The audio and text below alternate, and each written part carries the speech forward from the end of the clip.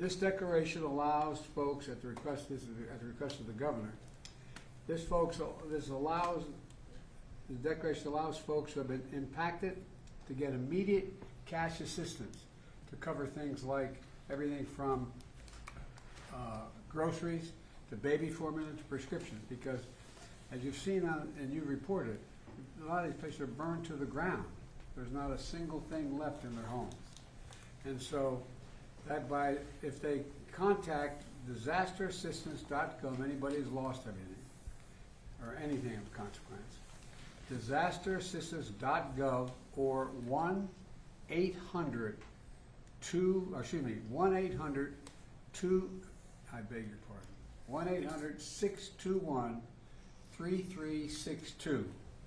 That's what they, disasterassistance.gov, 1-800-621-3362 to get the kind of help they need for everything from the basics that they don't have access to right now. And this morning, due to the magnitude of the disaster, I was talking with the governor and he requested if I could increase the federal funding that was authorized under this legislation from 75% to 90%. We're increasing it to 100% of all the costs to be covered by the federal government for both the fire management assistance grants and the elements of what they call the disaster declaration. So today I'm announcing that the federal government will cover 100% of the cost for 180 days. This is going to pay for things like debris and hazard material removal, temporary shelters, first responders' salaries, and all necessary measures to protect life and property. And folks, I want to underscore, I told the governor and local officials, spare no expense to do what they need to do and contain these fires and in their communities that are really been devastated. And we're doing literally everything we can at a federal level. That's also why I call this group of folks around this table of all relevant federal departments and agencies together to discuss what more we can do.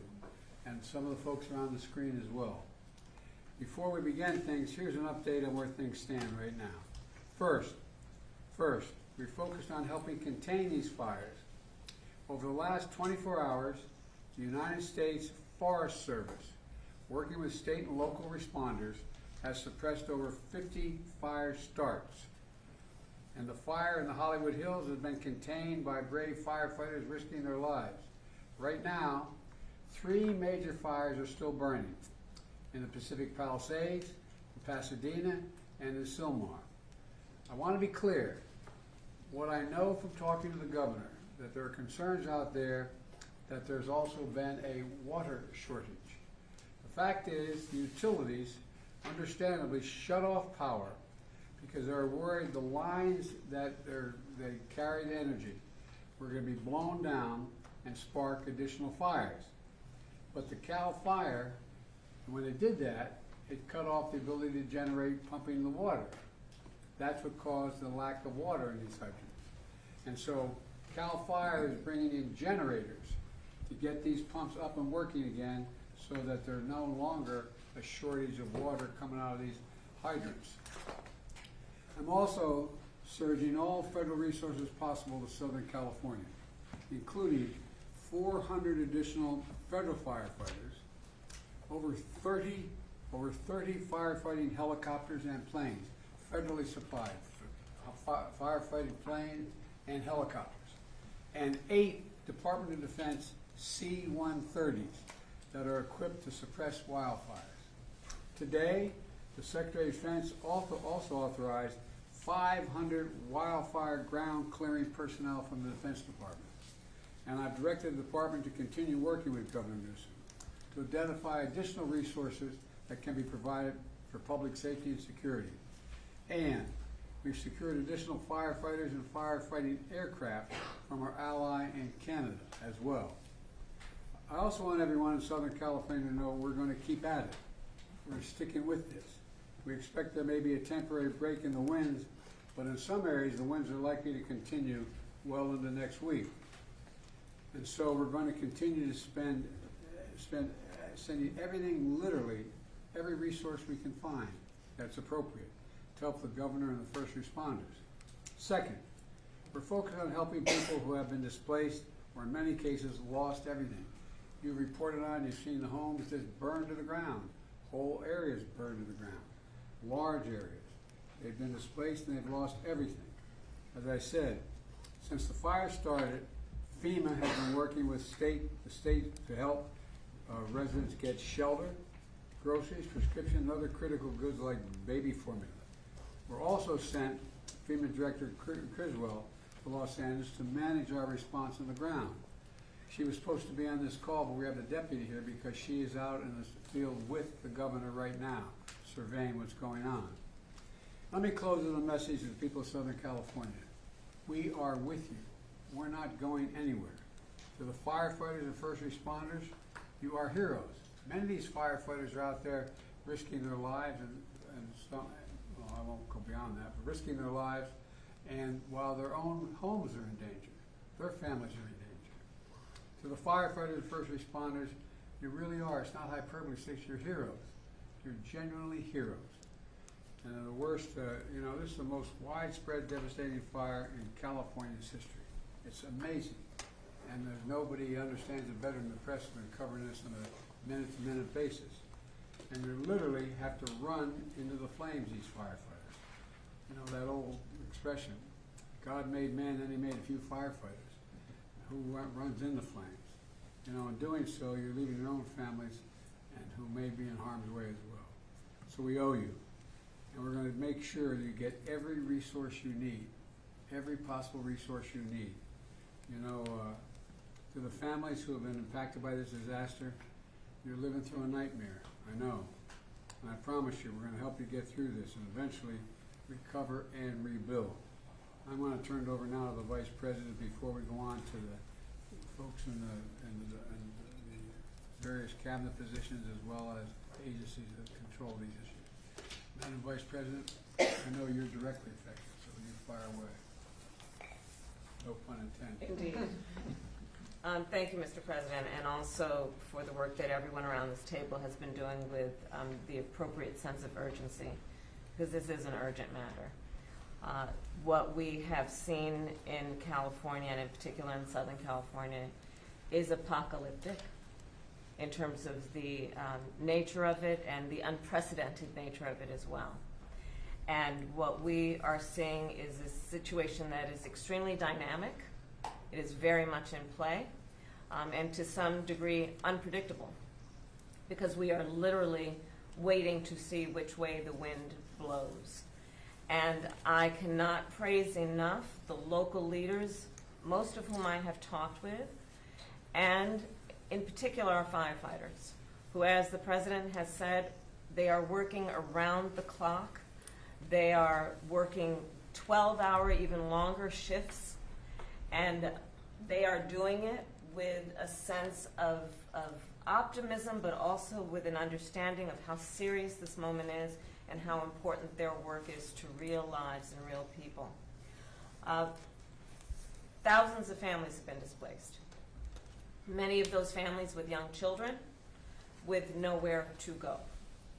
And what we know is that this is a matter of current urgency, but this is also something that is going to have an impact for months and years to come. And on that point, I will also make note of the fact that sadly many insurance companies have canceled insurance for a lot of the families who have been affected and will be affected, which is only going to delay or place an added burden on their ability to recover. And I think that is an important point that must be raised, and hopefully there can be some way to address that issue, because these families, so many of them, otherwise will not have the resources to recover in any meaningful way. And many of them have lost everything. In the midst, however, of all of the trauma that has occurred, we have seen extraordinary acts of heroism. I am hearing countless stories of strangers helping strangers. People who are opening their homes where they are intact and have not had to evacuate, opening their homes to neighbors, to friends of neighbors, feeding them and providing shelter for them. And I do think that it speaks to the best of who we are as a country, which is in times of crisis, we find the heroes among us who we may not have known before, but act out of a sense of courage, but also a sense of community. And I applaud all those who are approaching this crisis with that spirit. And the bottom line is this: there are incredible heroes every day who are working right now in California on the front lines of this fire. And in particular, I want to thank the firefighters for all they are doing. They are, as the President said, putting themselves in harm's way, and they are doing the work that is about helping people who are perfect strangers to them and doing it in some of the highest moments of need that anyone could face. And with that, I'm going to turn it over to Liz Sherwood-Randall. Turn it back to me. Okay, back to the President. Look, I've had a chance to speak with a lot of the elected officials, including the senators, some of the congresspersons in the region, as well as the vice president as well. And I want to be clear that one of the reasons I've asked this larger group to get together is because they control the very agencies that are needed from the federal level to get things done. And you know, we're in a situation where the U.S. Forest Service Chief, Randy Moore, is here. And he's going to provide an update in the fire situation in Los Angeles to discuss how the U.S. Fire Service, the U.S. Forest Service, is assisting Los Angeles and the state of California with fighting the wildfire, including the action his team has taken to suppress new fire stars. So, Chief, why don't you fire away? Thank you, Mr. President, Madam Vice President. It's great to see you. I, too, consider California my home. Yes. And so it's great to be here to talk about this dramatic situation that we have. So the Forest Service and the Department of Interior are actively engaged in supporting the response to the wildfires in Southern California. And there are 4 major fires that we currently have going on. The Forest Service is in unified command with the LA County as well as other local city agencies. We are looking at the Eaton, the Hearst, and the Lydia. And if you look at that area there, that's the northernmost part of that area where the fires have taken place. The Palisades Fire, which CAL FIRE is in control of. And then we have a new start, which is this Sundown Fire that just started last night. And it also has potential to expand quite significantly just based on the location it's at, but also the winds that are expected to continue. Right now, when I look at the mutual aid system in California, I want you to know that it's second to none in terms of how that system works and how it really moves to activate the federal firefighting community and how it is activated and engaged. You know, every year we prepare for these Santa Ana winds. It's just that what is happening now is happening sooner. It's happening at a time now where we normally are at our lowest point in the fire year. And the fact that these fires are taking place now, it says that there are things that are going on in our climate that is creating truly year-round fire situations, and it's something that we all need to be mindful of, and this is a good indication of that. To give you an example, that if a fire starts from any ignition source during these Santa Ana winds, it has the potential for explosive growth and spread. And when that happens under these wind-driven conditions, it's very difficult to control. Now, in addition to this, when these winds are high, the aviation resources cannot fly. So it limits a lot of the potential area of support. As of this morning, there were over 4,000 firefighters that were assigned to these large fires. 600 or so were currently federal work, which means Forest Service and Department of Interior. And it doesn't include many who are assigned to their home units to provide initial attack. To give you an idea of the unsung heroes in these fire type conditions, in the last 24 hours, we've had 50 starts, and the initial attack success has been wonderful. So we've stopped a potential for 50 additional fires to be added to these 4 significant fires that we currently have. And that's what I mean by having initial attack crews stay put or pre-positioned across the state based on intelligence that we're gathering. And so I wanted to mention that because we talk about the active fire suppression, but there's so much that takes place behind the scenes that limits the amount of fires that our firefighters are having to to respond to. The President did an excellent job of mentioning all of the resources that's available and that are assigned to the fire. I won't go over those, but we have a number of equipment that's out there that when the winds allow us, we'll be in the air fighting those fires. We also have a number of private contract crews that we're working with.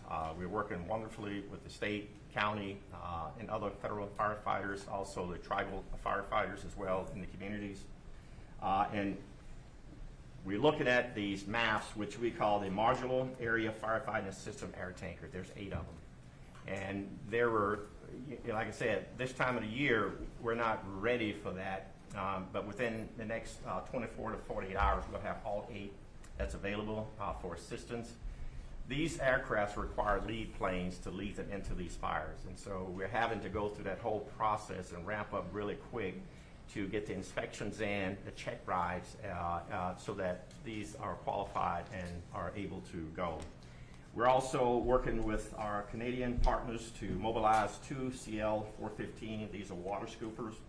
They will clear customs on Monday, and they'll be available after they clear federal inspections and the check rides. An important thing to know is that these aviation resources require a lot of support in the form of mechanics, airport space, helicopter managers, area supervision. And so we're working with our state and local and federal agencies to identify these aviation support resources to be sure that we can respond effectively. Now, I had mentioned the amount of fires that we've responded to in the last 48 hours, and I mentioned the 50 fires in the last 24 hours. We continue to have new starts.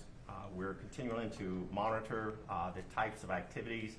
We have about 8,000 firefighters on standby to add to this if need be. Right now, we are going to monitor the number of aircraft and firefighters we have in that small space.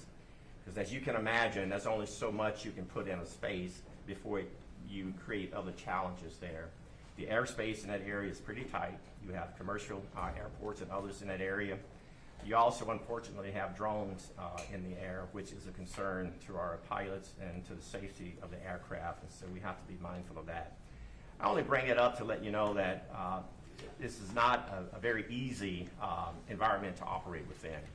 Our firefighters, both federal, state, and local, and tribal, are doing just an outstanding job in what I consider to be some significant challenges in a significant environment.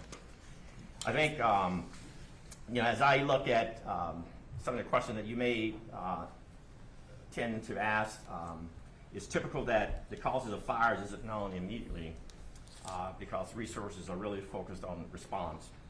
However, all the fire causes are investigated, and I want to be upfront with that. Each one of these fires will be investigated to see what the cause and origins of them are. And what we know now is that it would be unusual for there to be lightning-caused fires in Southern California at this time of the year.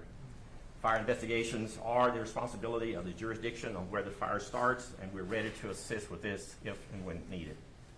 Thank you all. Thank you.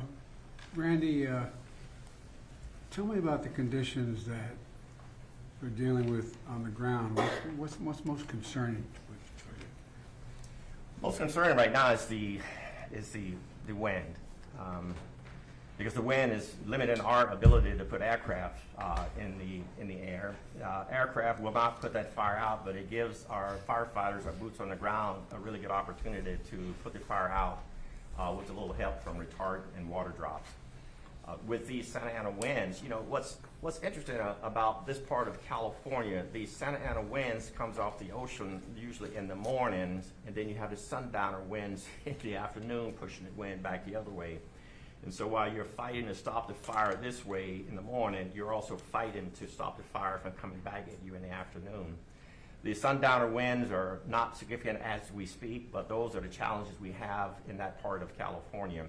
And so again, our firefighters are doing just an outstanding job of working in that type of environment, which their lives are really at risk pretty significantly under these conditions. Thank you.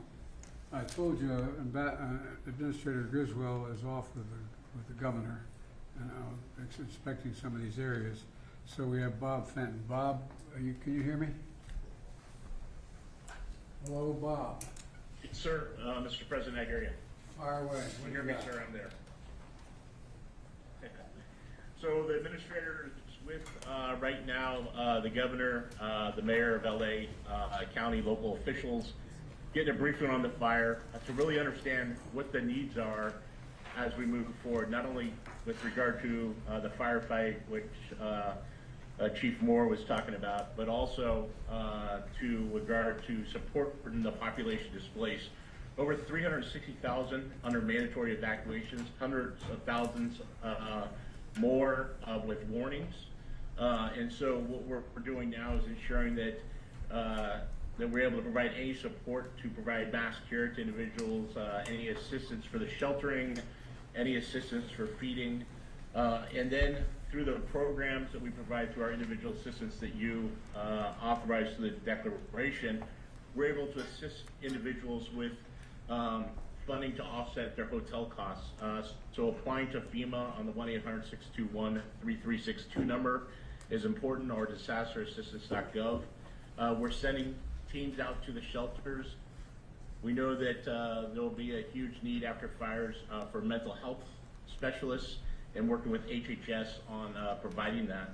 As the Vice President talked about, insurance is problematic in California, especially with the fires. And so not only do some of the changes in our authorities help now with those that are underinsured, which we see more and more, but we want those that are insured to start seeking assistance to their insurance companies. Our programs can help individuals, especially displaced and who have lost their homes, with rental assistance until they can rebuild, and ultimately provide temporary housing. So we're in discussions with state and local governments on how we will meet those housing needs, both in the interim by using available stockage here, but how can we help rebuild? And then lastly, I would just say that we're really focused on already starting to discuss debris removal and all the hazardous waste that comes from fire and how to remove that safely between local, state, and federal government. We'll rely on federal partners, US EPA, the Corps of Engineers, and others to be part of that, that technical assistance help to support the safe removal so that ultimately we could rebuild.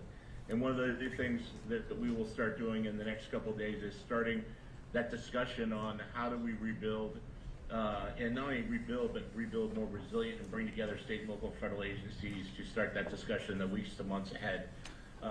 And so right now we're focused on meeting the immediate needs of those displaced, but already starting to work on recovery and rebuild, and bringing all our authorities and the full weight of the federal government and all the resources that you've authorized to help California in that endeavor. Bob, what do you think the biggest challenge is? Also, I got. Oh, sorry, go ahead. Go ahead. I think the biggest challenge is going to be the mental health stress that is put on individuals that have lost everything. Fires are, so drastic. They destroy everything very quickly. Individuals don't have a lot of notice to leave, and so I think there's going to be a significant mental health strain, followed by a need to help individuals recover and rebuild. And the Vice President is exactly right. Why I suspect that many have insurance, many are underinsured. And insurance is difficult to get, and some might have lost their insurance or been canceled by insurance companies. And I think that's something we need to continue to work on, as a government at all levels, but something where there'll be gaps in assistance that we will need to bring in, not only federal agencies, but nonprofits, private sector, to help meet those needs. I think we're gonna have to do that. In addition, the fact is that the two declarations I signed, provide for example, the rebuilding of churches and schools and certain, but not businesses, not business centers. And so that's gonna be a gigantic cost as well. But the debris removal is a big deal.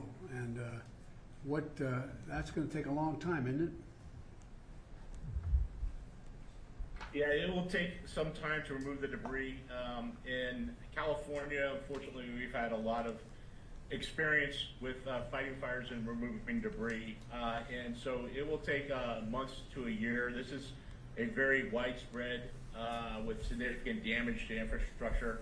And we want to not only immediately remove the hazards, things like propane tanks, some of the power cells that are there, and other contaminants that may be in households, and make sure that they're safe to re-enter, and we look for personal effects. But then the second part is removing that ash, and what we've done before is help people with the removal so that we could get down on the grade and then immediately start rebuilding. All right, I appreciate what you're doing, and those, like you said, 360,000 people have been evacuated so far. Sure, appreciate. Go ahead, what were you gonna say? Yes, sir. I just want to let you know I'm on also with the fire administrator from FEMA, who's been working with the local fire chiefs, and I didn't know if you had any questions or if you wanted to add anything to this discussion. Chief Lori Moore is on. Well, I've been talking to them, so Chief, you wanna add anything to this? I will, sir. Thank you very much. And as you might know, I've been here, got here last night. It was important to get here on the ground with the fire chiefs and the firefighters that are here. So I've been with LA County, LA City Fire Chief since last night. We're at the Palisades EOC right now, as Regional Administrator Fenton just said, with the governor, with the FEMA administrator, getting the brief. The coordination of resources, it helps for us to be here, U.S. Fire Administration, as part of the response, because we're on the ground. We're able to explain ground truth and coordinate resources, streamline the communication between federal. We're also here checking on the firefighters on the front lines, and I really appreciate what you and the Vice President both said about the boots on the ground, because these are their communities, and nobody wants to fight the fire and save these communities more than these firefighters who are boots on the ground from the very moment the ignition began. So we're checking on them, and I will tell you they're exhausted. Obviously, many of them have been more than 6 hours on this now. They are able to take a quick nap sometimes in the truck, but they are on the job, and they keep fighting. And so they need to know that they matter. And so it's important that I show up with them, to see them, to say thank you, and to let them know that we are watching, that we know what they're doing. We want to make sure that we're here when injuries happen. And so we did have an injured firefighter in LA County, fell through a 3-story roof just about 2 hours ago. So several major injuries, but in the hospital. I'll be going to check on him shortly. And it is, it's about the response too, because often while they're in the midst of the response, these chiefs can't explain everything that is happening, and there's a lot of questions, as you might imagine, and are addressing. And so it's important that we're here to help explain why the fire's moving the way it is, the fire dynamics, helping people understand. And when there's questions, as you know, about the response or about the water, to help people understand that it's not over if there's not water in the hydrants. We have tenders, we have tankers, they're doing rescue. So there's a lot of work to be done, and controlling these perimeters. There's so much work that these firefighters are doing beyond the direct suppression on these fires. And so that's why we're here, and to continue to learn, because every one of these tragedies, unfortunately, is a lesson to how to prevent the next. And so it's important that we do that as well. And so we're going to remain on the ground here, sir, on your behalf for a couple other days to make sure that we are part of this conversation. Well, you are part of the conversation. That's why I went out to California yesterday and met with those firefighters and met with those police officers, because there's also worry about looting and a number of other things. So they are really incredible people. They're making such sacrifice. But I think you're right, that we have to provide them all that is humanly possible for them to be able to do their job. And there's going to be a need.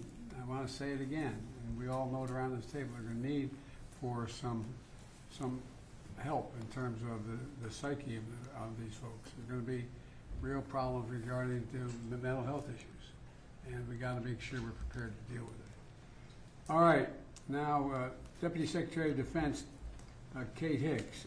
Secretary, why don't you tell us what you and I and others have been talking about the Defense Department doing and what they're prepared to do now.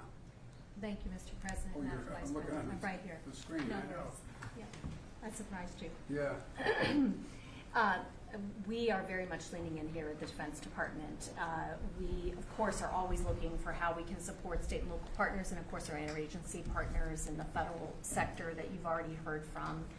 And that includes every tool that we believe we can leverage that causes us to always lean forward to make sure our partners understand what we could bring and be responsive to requests that they're coming forward with. And we have been in receipt of some requests.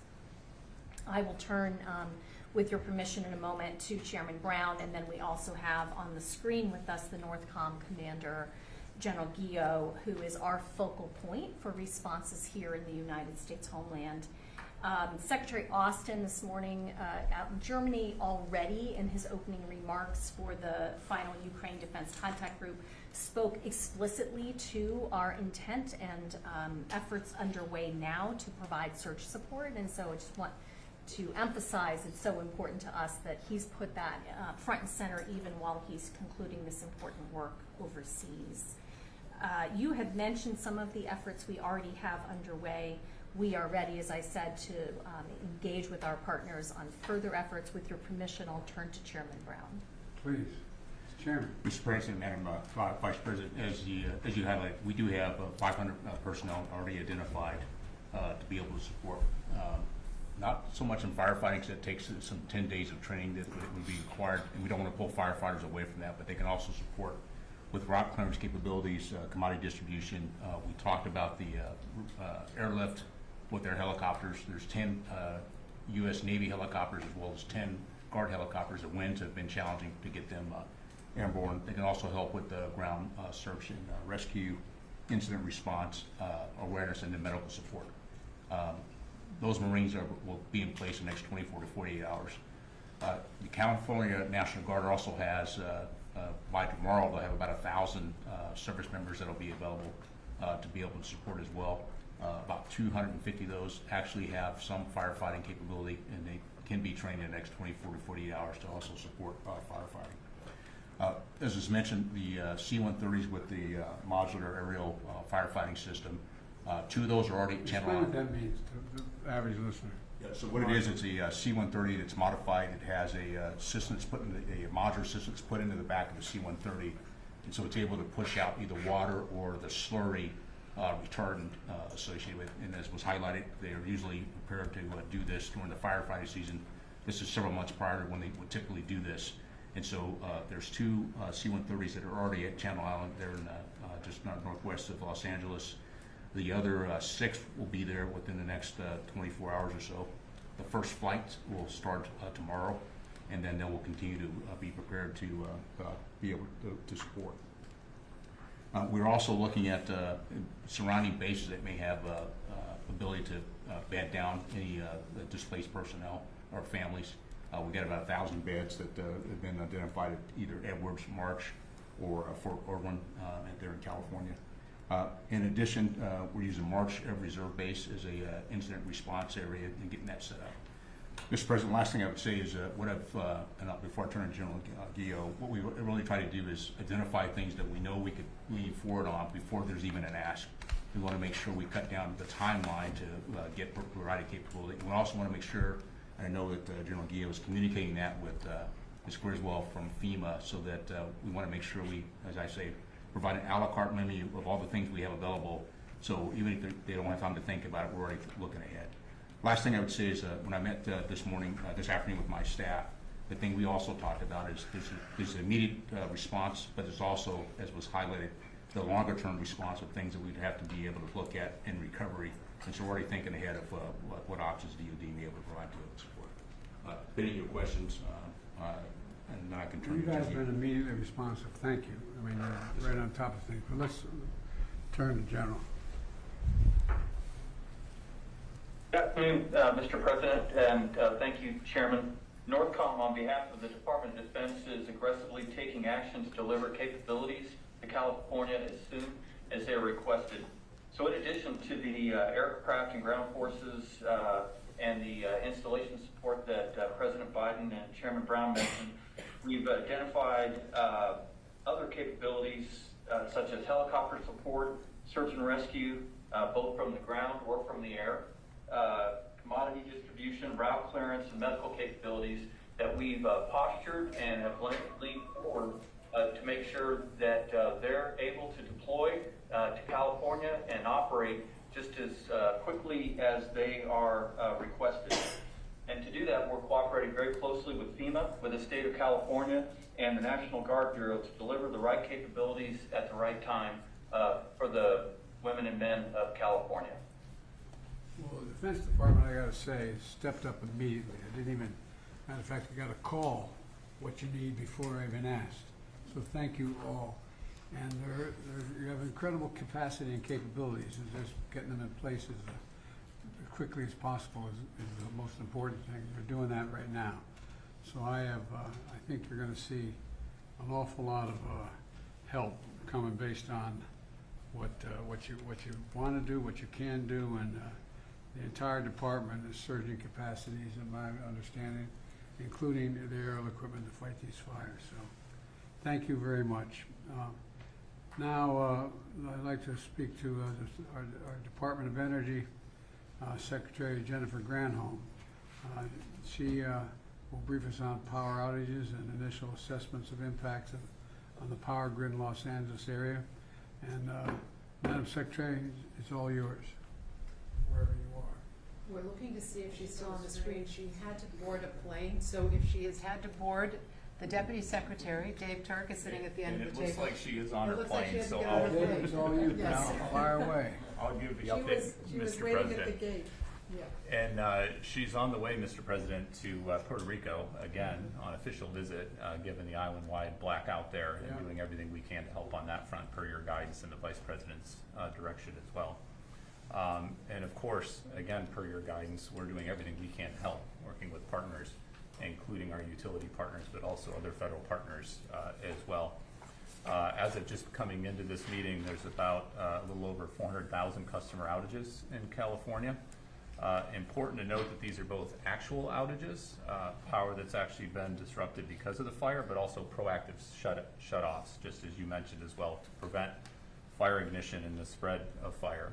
We've got two main utilities out there, Southern Cal Edison and the Los Angeles Department of Water and Power, and we're in close and continuing contact, including with their CEOs, Pedro and Janice as well, including calls with them just a few hours ago, just to make sure we're doing everything we can to help.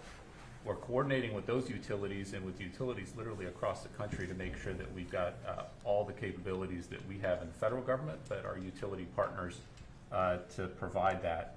I want to thank you, Mr. President. You joined a call just a couple months ago with Liz and our secretary to thank all of these utility CEOs. We've got this phenomenal partnership with utilities all across the country. It's called mutual assistance.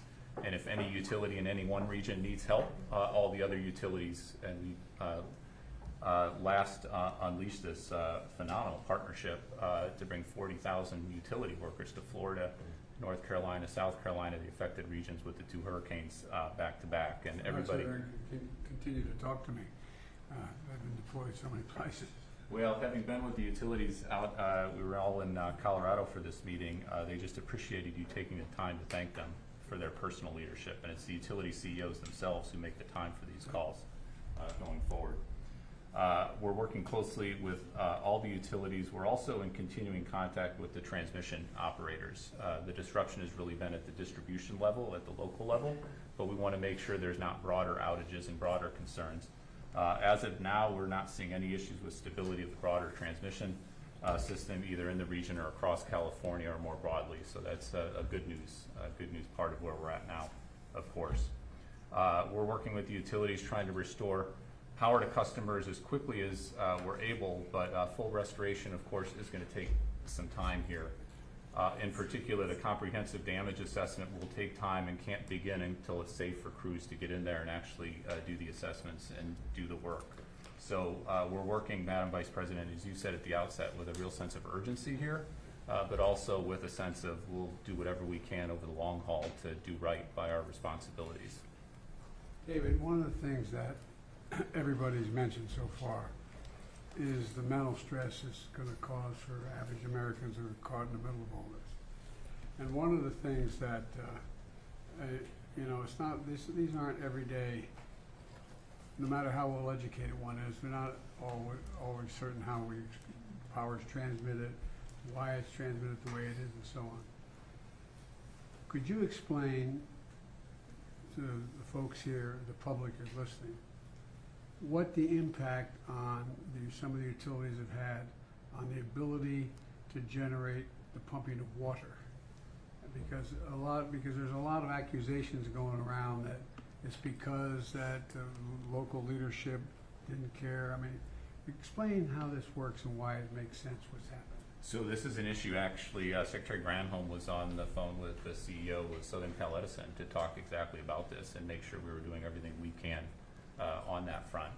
And it's both the power issue, and you mentioned generators and other ways that we can try to help solve the problem there, but it's also the pressure and making sure that we're thinking of these things holistically. And certainly my experience over the last 4 years under your leadership is it's not one department, it's not one slice of your federal government that is responsible. Energy and water issues overlap in a lot of different ways. So we work with our EPA colleagues and others to make sure that we're bringing all of our expertise and explaining it to our fellow Americans. It's important that we give transparent information and information they can rely upon. Well, I think it's just people don't know how it functions. And for example, since I've been president, I've been in an aircraft flying over more territory where there have been wildfires, from Arizona all the way up to Idaho and beyond, and that make up an area larger than the entire state of Maryland, burned to the ground.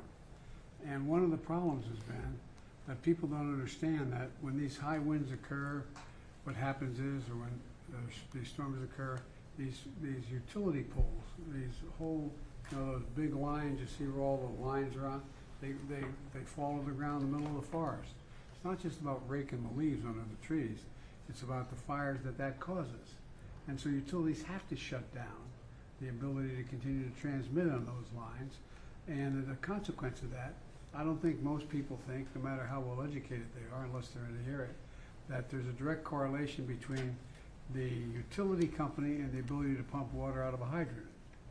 And so it allows for a lot of uninformed people to make assertions or concerns or accusations about the local officials not caring or not working. So as I understand it, the vast majority of the circumstances where the water resource has been diminished is because of the utility company not being able to maintain the electric transmission because they're getting knocked down or shutting down so they don't cause more fires. Fires, exactly. But now what is happening is, are we getting cooperation with utility companies to bring in generators and others to bring in generators to generate the energy to allow that fire hydrant to function? Explain that a little bit. So this is the pragmatic can-do attitude, and folks who've been literally doing this, our civil servants and others, for their careers, and making sure that we're solutions-oriented. We sometimes call our department the solutions department, as Liz knows from having been Deputy Secretary of the Department of Energy. And so whatever gets the power on to allow the water, whatever gets the job done, a lot of times it's working with our defense colleagues who have terrific assets that can be brought in quite quickly. The other point I'd like to make, Mr. President, to thank you and the Vice President's leadership and our folks in Congress, your bipartisan infrastructure legislation actually provided $10 billion. It's a GRIP program for grid resiliency to improve the resilience of our grids so that when the grids do go down, they come back on quicker. That's $10 billion that we've already gotten out the door and is being invested in communities all across the country. We need more of that. We need continued focus on infrastructure, but infrastructure matters. It matters a great deal because, for example, one of the things that I knew but I didn't know, that I didn't put a number on it, it'd be a lot easier if these electric lines are running underground in contained vessels. So in the middle of forest, so there's nothing that, but it costs what, 6 times more? It can cost 6 times more, and we're doing a lot more undergrounding thanks to your leadership on the infrastructure funding. It's not cost effective everywhere, and some places it's necessary. some places it's absolutely necessary, and we need to have the funding and support to do that as quickly as we can. Well, I think we're moving in the right direction. I know it. Look, this is really, really, really difficult for the families to have to deal with it. I have a family member who lives out there, and the area where he lives, I'm not getting into detail, but where he lives, I think there's something like 240 or 260 homes that burned to the ground, all but 14 or 15 of them. And everybody has to evacuate. And people are going, when do I get back? Will I ever find that picture album? Will I ever find the jewelry that my grandmom gave me? Will I ever, I mean, there's so much anxiety that's generated. And I think that we've been through this once before in Hawaii, where the fires occurred, and we're trying to build back up the community so they could open up and things be running. But it's really, really, really hard. So I'm going to make an appeal right now to the United States Congress. They're going to have to step up when we ask for more help to get these people the kind of shelter they need, to get the kind of help they need, because it really does matter. And you guys do, I'm not being solicitous, you all do a hell of a job. And we've learned, unfortunately, so much. And there is, in case you haven't noticed, there is global warming. It does change weather patterns. And as you explained, Randy, wind's going in and wind's coming out. You get the one going in, but you don't want the one coming back out. And so my point is that I think the more we can explain to the American people in plain, straightforward, honest English, or whatever language of us understand, what exactly is happening, the more likely we're likely to get the kind of support, and not make a political deal out of this. I'm leaving this office very shortly, but it's not about the politics. It's about giving people some sense of security that we're going to be able to get this under control, but it's going to take time. And it's going to take time. And like I said, in the next little bit, we're going to be going back to Congress asking for some more help on some of this stuff. And I hope they're ready to step up, because we can afford it.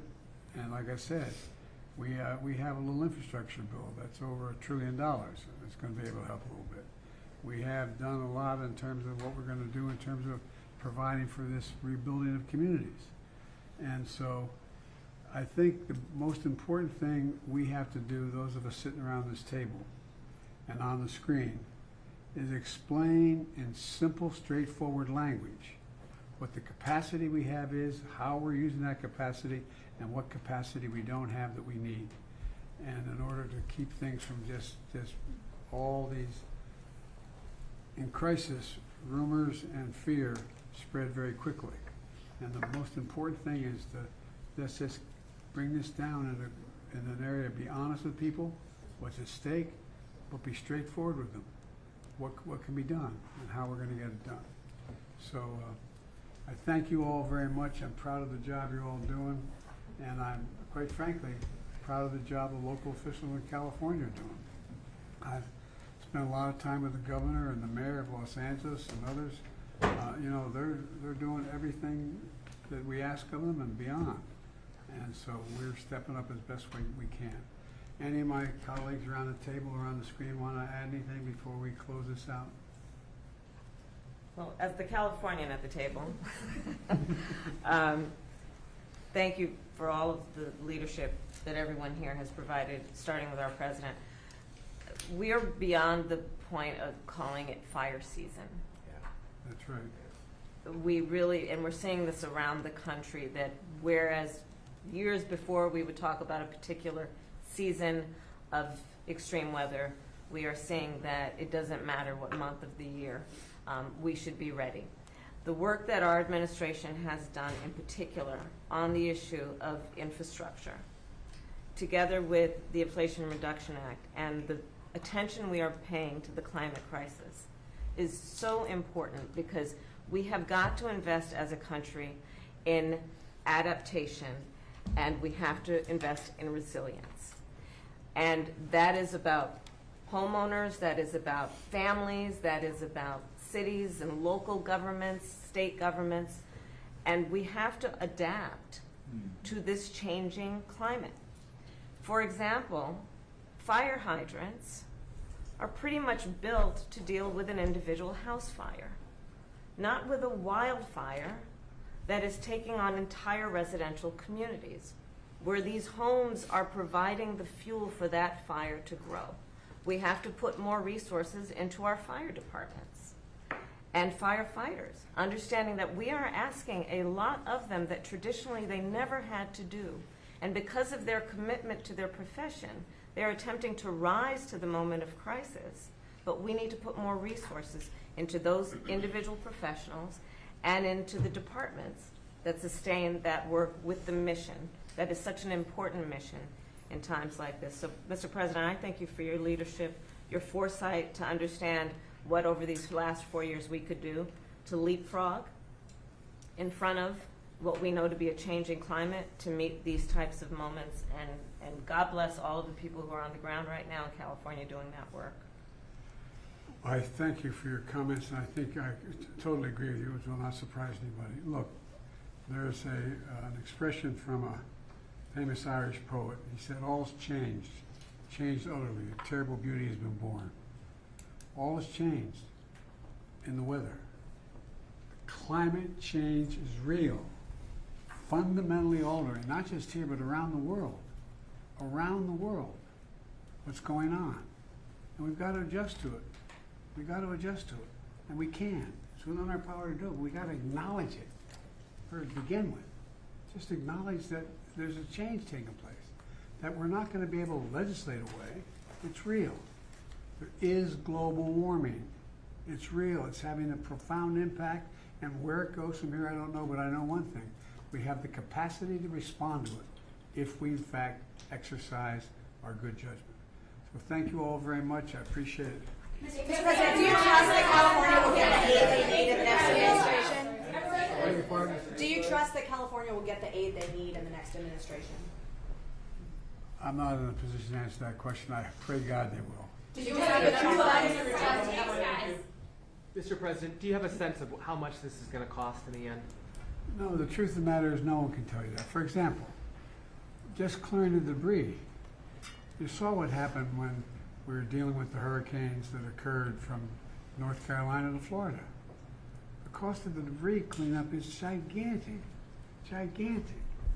The cost of replacing the housing is almost exponential. I mean, we don't know what it is, but we know one thing we have to do. We have to stay with it. We have the capacity to do it, but we don't know that. Anybody give you a number now, they have no idea what the hell they're talking about. It's a big, big, big number. Mr. President, Whoa, wait a minute. Mr. President, can you update us, please, on the Hamas hostages and what you think of the incoming administration's efforts and ultimatum? I can, but I'm not sure it's appropriate for now. We're making some real progress. I met with negotiators today. I think there's what's going on right now in Lebanon, and we finally have a president. He's a first-rate guy. I spent time on the phone with him today, about 20 minutes to half an hour, what they have planned. They're also working very hard with the Lebanese military, accountable to the Lebanese people, not Hamas, not Hezbollah, not any other group. And so I think we're seeing some progress. And you know, I know hope springs eternal, but I think I'm still hopeful that we'll be able to have a prisoner exchange. Hamas is the one getting in the way of that exchange right now, but I think we may be able to get that done. We need to get it done. Thank you all very much. What else can you do to help Ukraine before you leave your office? Thank you, folks. Please depart the Roosevelt Room. This pool spray is over. Thank you, everybody. Thank you, Press. Thanks, Mark. Thanks, Anita. Thanks.